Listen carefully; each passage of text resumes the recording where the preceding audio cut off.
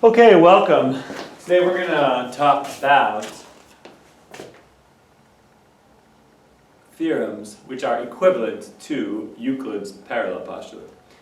We have the 5 postulates of Euclid. Postulate 1, which says that through every 2 points there is a line. Postulate 2, which says that any line segment can be extended indefinitely. Postulate 3, which says that through a point which we call the center and another point, we can make a circle. Yeah. Centered at the first given point. Postulate 4, which says that all right angles are equal. And postulate 5, which says, it says something about parallel lines, and this is the one which is controversial because it is supposedly less obviously true than the other 4, and people tried for thousands of years to prove it from these other 4, and in the process discovered some propositions which were equivalent to the parallel postulate. Okay, well, to really understand all of this, you had to be already kind of an expert in book 1 of Euclid, so I'm just going to skip ahead to a point where we've already proven propositions 1 through 16 of Euclid, in which he uses only postulates 1 through 4. And this, what we're about to prove right now, is called the exterior angle theorem, and I believe it's proposition 17, and it's still only depends on postulates 1 through 4, and it's a kind of thing you don't see very often because it's, well, you'll see. What is this theorem? It says that given any triangle whatsoever, triangle ABC, if you extend one of the sides of this triangle out past the side of the triangle, then you create this angle which is called an exterior angle. So 4 is an exterior angle, 1, 2, and 3 are interior angles of this triangle. And the theorem is that any exterior angle of a triangle is greater than these 2 angles over here. These are the so-called remote interior angles. So the interior angles which are remote from the exterior angle, not the one that's right next to it. Okay, one reason why you don't see this theorem so often in regular high school geometry is that in regular high school geometry, following the parallel postulate, we know that the sum of the angles in any triangle is in fact 180 degrees. And so in this case, if 1, 2, and 3 add up to 180, and 3 and 4 add up to 180, then 4 is in fact equal to 1 plus 2, exactly. And so this seems silly to assert that 4 is bigger than 1, and also bigger than 2, because it's in fact equal to the sum of 1 and 2. Alright, but that assumes that the sum of the angles in a triangle is 180 degrees, and that requires the parallel postulate. So we're working in so-called neutral geometry, in which we don't have the parallel postulate yet. And so we don't have that there are 180 degrees in the triangle, so we don't know that 4 is 1 plus 2. So we're proving something weaker, and therefore this is sometimes called the weak exterior angle theorem. Okay, going into way too much detail, let's do the proof. Woo! What are we going to do? Okay, well, here we go. Step 1. Well, first observe that angle 4 has a certain kind of different relationship with 1 and that it has with 2. And okay, maybe like sort of schematic over here. Stick to the consistent color usage. So cha-cha-cha and cha-cha.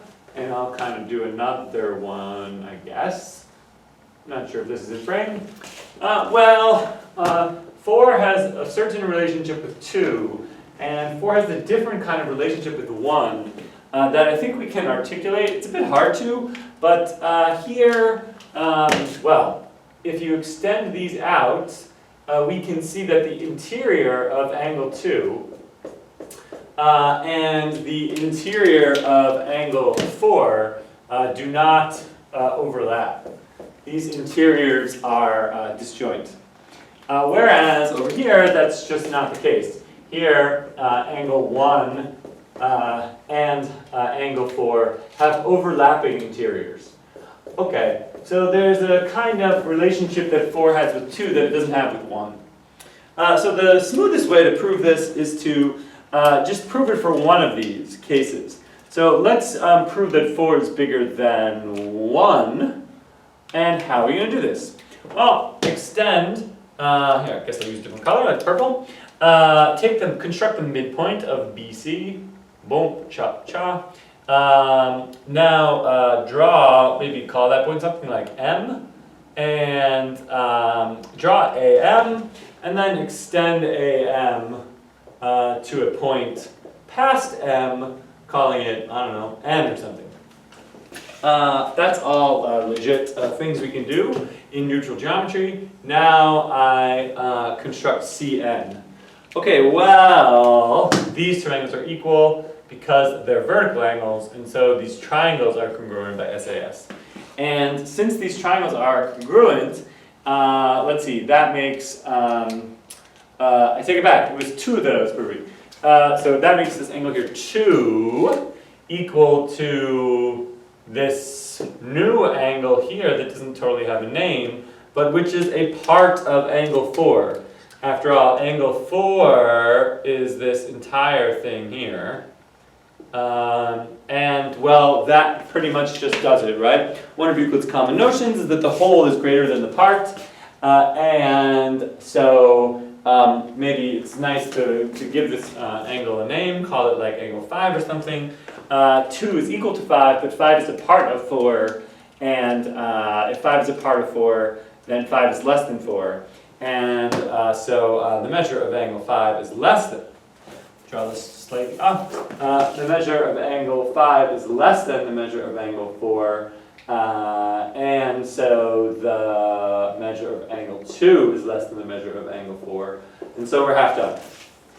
Okay, now we just need to show that this relationship holds between 4 and 1.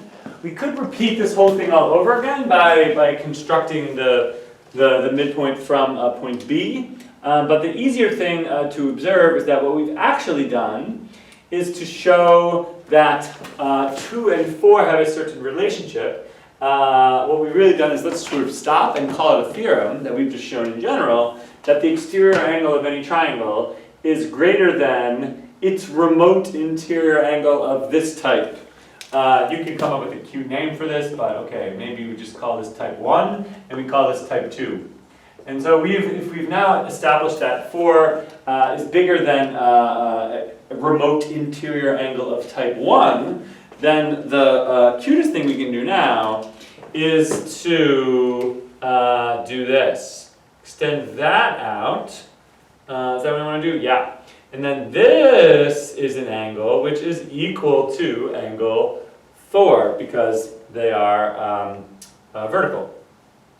And let's call this 6 or something. Well, 6 is an exterior angle of triangle ABC. And what we have shown is that an exterior angle is always greater than its remote interior angle of type 1. Well, now it's 6 and 1 that have that relationship with each other, that they don't intersect at all. And so we conclude that the measure of angle 1 is less than the measure of angle 6. But of course 6 is 4, and so the measure of angle 1 is less than the measure of angle 4. And so we have established the theorem. Okay, good. What's important here, I guess, well, so this is true, even in neutral geometry. There are many theorems which, in book 1 of Euclid, before the parallel postulate emerges, so in neutral geometry, which depend on the exterior angle theorem. This is sort of the key to unlocking all the theorems about an opposite, well, for example, in a triangle, you can now prove that if you have some pair of angles, and if this is A, B, and C, that if the measure of angle A is greater than the measure of angle B, that's true if and only if A is greater than B. The so-called ordering theorem, that's what I call it, which shows that the order of the lengths of the side of a triangle matches up with the order in the size of the angle. And many other things, the triangle inequality and stuff like that. All depends on the exterior angle theorem. Okay, so we proved that because we need it. I guess I'm going to erase all of this, but leave up the exterior angle theorem just to kind of remind us of its truth. And we flip to the next page. On the next page, we have something called converse corresponding. Converse corresponding. All right, what is this? Well, it's the converse of the corresponding angles proposition. But if you don't know what that is, then this doesn't help. But, okay, I'll just tell you, converse corresponding is the theorem that says, I'll write it in picture form, that if you have two lines and corresponding angles are equal, then those two lines are parallel. Parallel in the sense of never intersecting. And this is not widely known, but if you study this, you'll be aware that this is true in neutral geometry. So even though this is a theorem about parallel lines, it's information, it's sort of what this theorem says in words, that it suffices to prove two lines parallel to know that their corresponding angles are equal. You don't need the parallel postulate to prove this. Well, what is the proof? Here's what we do. We have a pair of, well, let's just do it like this, I guess. So I have a pair, this is just my depiction of the theorem because I'm too lazy to write it out in words. And you have a pair of angles, let's call them 1 and 2, and maybe we call this point A and we call this point B. Okay, from this alone, that angle 1 equals angle 2, how can we prove that these lines are parallel? Maybe I give them names, L and M.